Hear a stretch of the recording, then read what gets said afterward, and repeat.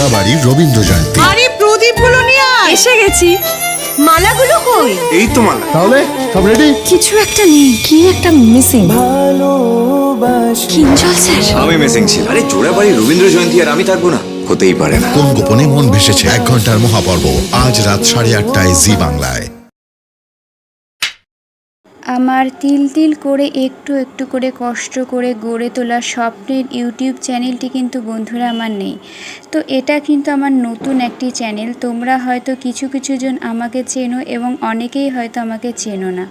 তো আমি আমার পরিচয়টা প্রথমে দিয়ে নিই। তো আমার চ্যানেলের আগের চ্যানেলটি ছিল অ্যাক্টিং ওয়ার্ল্ডস রিয়া। তো সেই চ্যানেলে কিন্তু আমি আমার অ্যাক্টিং ভিডিও পোস্ট করতাম। তো সেটাতে তোমরা প্রচুর ভালোবাসা দিয়েছিলে বন্ধুরা, এবং সেই ভালোবাসা পেয়ে কিন্তু আমার 13,000 সাবস্ক্রাইবার পূরণ হয়েছিল, এবং তার সাথে সাথে কিন্তু আমি গুগল অ্যাডসেন্স পিনটাও পেয়ে গেছিলাম, এবং আমার চ্যানেলটি কিন্তু মনিটাইজেশনও হয়ে গেছিলো। তো আমি সত্যি কথা বলতে কি এই মাসেই ফার্স্ট পেমেন্ট আমি পেতাম। তো পেমেন্ট পাওয়ার আগেই আমার ইউটিউব চ্যানেলটি কিন্তু ডিলিট হয়ে গেছে।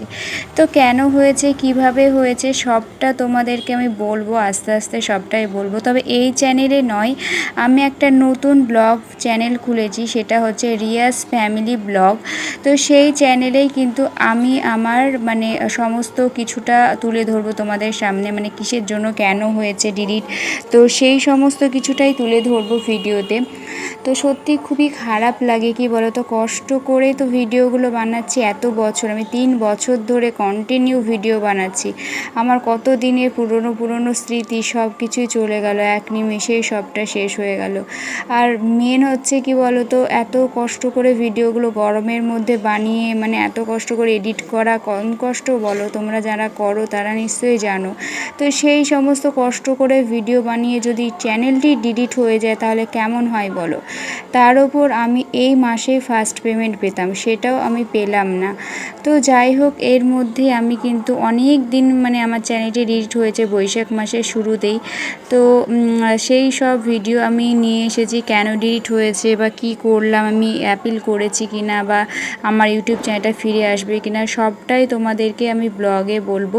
তো তোমরা প্লিজ একটু সাপোর্ট করো আমাকে আগের মতো, এটুকুই বলবো। তো আজকেকার অ্যাক্টিং ভিডিওটা ছিল কোন গোপনে মন ভেসেছে। তো সেই সিরিয়ালটা থেকে আমি আমার মতন করে চেষ্টা করেছি। তো সত্যি কথা, এখন একটু কমই খাটাখাটনি করেছি। আগে যেমন এডিটটা সুন্দর করে করতাম, ভালোভাবে ভিডিওগুলো করতাম, অ্যাক্টিং করতাম, এখন সত্যি ইচ্ছে করছে না। চ্যানেলটি ডিলিট হয়ে যাওয়ার পর না, মন মানসিকতা একদমই ভালো নেই। তোমরা নিশ্চয়ই বুঝতেই পারছো, যাদের সাথে এমন হয়েছে তারাই জানে কেমন কষ্টটা হয়। তো আশা করছি আমি আস্তে আস্তে সবটাই ঠিকঠাক একদিন না একদিন ঠিকঠাক করে করতে পারবো। তো তোমরা একটু সাপোর্ট করো, এটুকুই বলবো। তো দেখা হচ্ছে নেক্সট ভিডিওতে। টাটা।